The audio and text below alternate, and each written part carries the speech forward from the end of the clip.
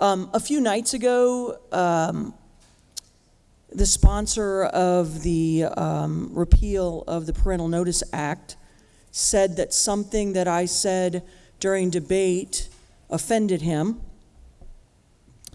And I guess I just want to say to everyone, I hope that it doesn't happen tonight, but there's every real possibility that I might offend someone tonight as well.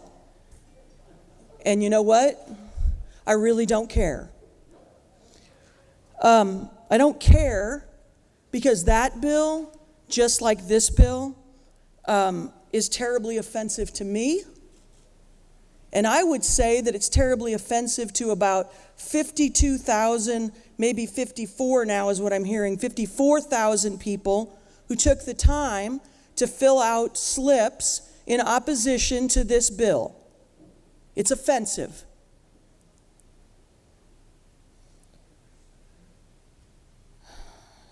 I'm sure you already know this, but in the United States, we have a government who derives its power from the people, not the other way around. This bill takes the government and imposes upon the people its will, because they've been given a law and some rules that it's their sincerely held belief that they do not have to comply with. And so what do we do as the government? Someone files a bill that says that your sincerely held religious beliefs don't matter. They don't matter. That's what this bill says. Our constitutional rights, again, I know you know this, but I'm just going to remind you, are inalienable rights, and they're granted by our Creator, not by the government. By a little bait and switch today, a little dodge and weave, an amendment was added to this bill. Obviously, it was added because you only want to put 30 votes up on the board, right? So change the effective date, which then does something that was very, very similarly happened just a couple years ago with an abortion bill, where on Memorial Day, late in the evening, very much we're doing right now, 10:30, all of a sudden, in that case, the bill number changed and even the committee changed. Today, we just add a little amendment to it, and then all of a sudden, we only need 30 votes. We do it at 10:30 at night, and the 54,000 signatures don't matter anymore, because we don't, apparently, members of this body don't care. I do. Some members of this body don't care what those 54,000 people said, and they don't care that the rights that are given to them are inalienable rights granted to them by our Creator, not by the government.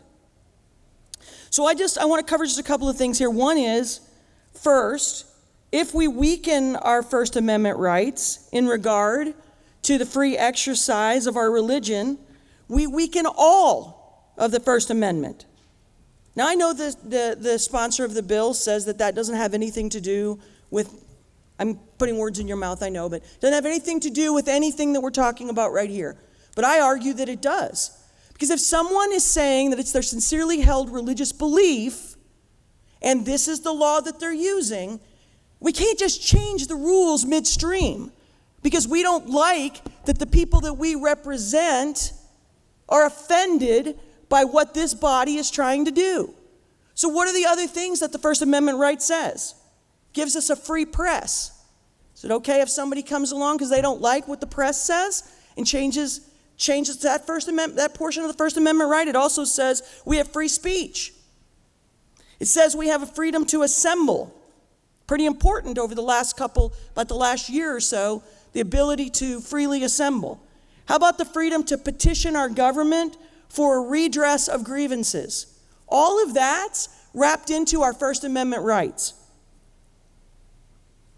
For 20 plus years on my job, one of the things that I did was make sure that everybody in a correctional facility received 3 meals a day, nutritious meals, People didn't like them sometimes. But as a part of that, I often was asked to give some kind of an accommodation for a diet. I also served on the Religious Practices Advisory Board for the Department of Corrections.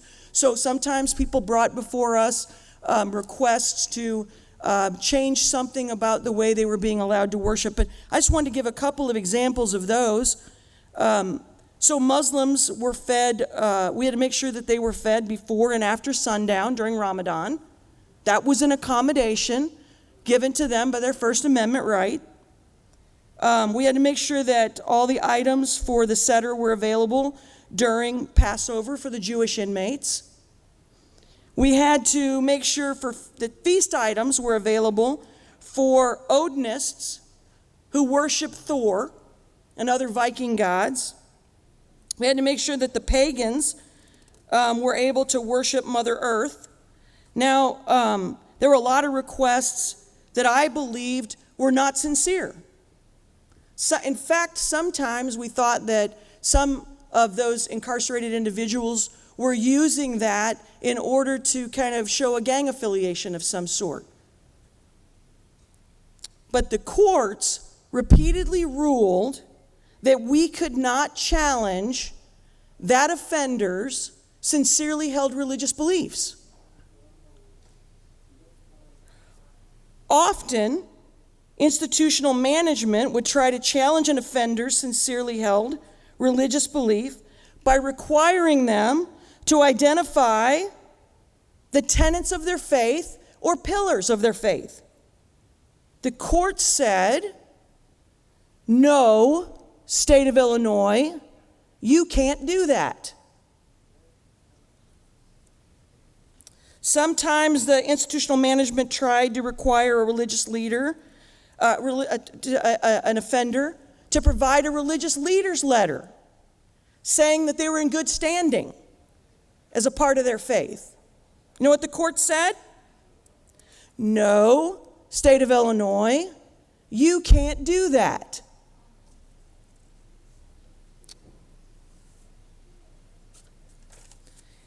Sometimes institutional management said, we're not recognizing your faith because you failed to abide by the tenets of your own faith, and you don't even understand your tenets of your own faith. You know what the court said?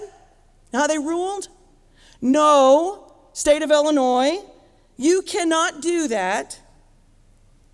An individual is allowed to backslide. You believe that? They're even allowed to backslide. The courts in this state, federal courts and some state courts, have been pretty clear that one person cannot judge another person's sincerely held religious beliefs. Now, you might ask, why is that important? Why is that, what goes on in the Illinois Department of Corrections, important here tonight? And I'm going to say,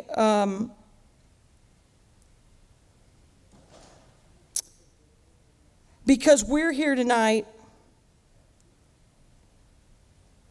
telling the people of Illinois that their sincerely held religious beliefs, the free population of Illinois, that their sincerely held religious beliefs are not valid. Now, the sponsor mentioned that in federal court, they're going to have some rights with this. This is going to end up in federal court. Governor Pritzker, the hospitals of Illinois, some of the employers, you're all going to end up in federal court. And I believe you're going to lose, because that was my experience for 20 years in the Department of Corrections. The government does not get to decide what somebody's sincerely held religious beliefs are.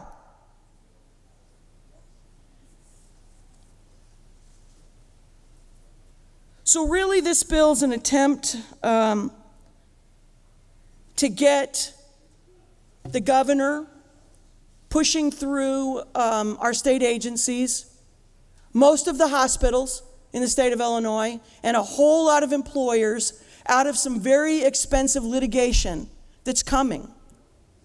And it's coming whether we pass this tonight or not. It's coming.